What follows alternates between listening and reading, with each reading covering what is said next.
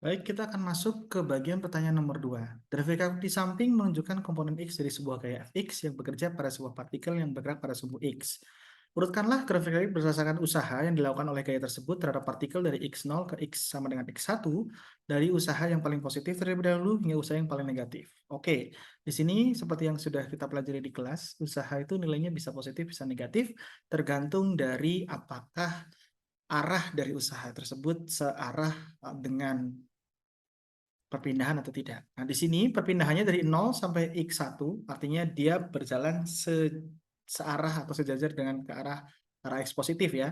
Dan kalau dilihat dari grafik fx, jika dia di atas sumbu X, maka dia gayanya adalah gaya positif.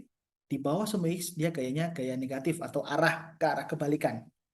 Jadi, yang ke atas ini ke arah sumbu X positif, yang ke arah bawah itu ke arah sumbu X yang negatif. Artinya, usaha yang dilakukan di ke arah bawah itu adalah yang berkebalikan dengan arah perpindahan.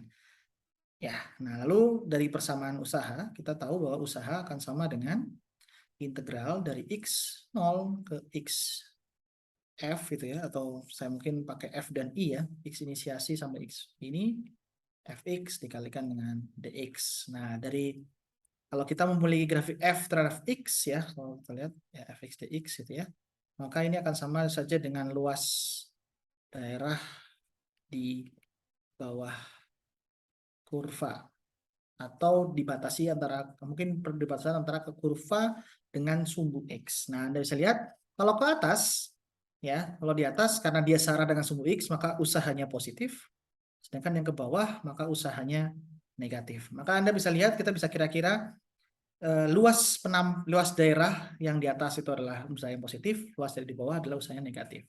Jadi kita bisa lihat untuk yang kasus A, W-nya kita bisa perkirakan kira-kira 0 ya, karena kita bisa lihat dia di tengah-tengah dan dia menuju ke titik yang sama, jadi kira-kira 0 ya. Lalu kalau yang di atas, karena yang ada di atas sumbu X yang B ya di atas sumbu X itu dia lebih besar dibandingkan yang di bawah sumbu X, maka kita bisa bayangkan W totalnya itu akan lebih besar dari 0 atau positif. Ya, lalu yang di bawah kebalikannya dari yang B ya akan lebih negatif tentu saja. Ya. Nah, sedangkan kalau kita lihat yang D, dia jelas lebih besar ya. Luasannya lebih besar dibanding yang di atas ya, tapi negatif ya. Tapi dia negatifnya jelas lebih besar dibanding yang C ya. Dia negatif juga ya. Yang D dia negatif juga, tapi yang omega yang D itu lebih negatif. Artinya besarnya omega di D ya, itu lebih besar dibanding besarnya omega yang C. Yang mungkin saya kayak gini ya. Tulisnya itu lebih besar dibanding, artinya dia lebih negatif ya, lebih negatif dibanding C.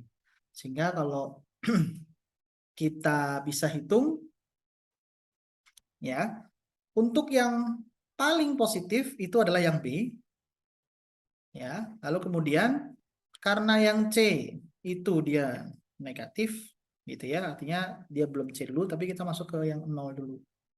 Ya, yang paling positif C, B, lalu habis itu A ya, habis itu A, baru setelah itu C, baru setelah itu D.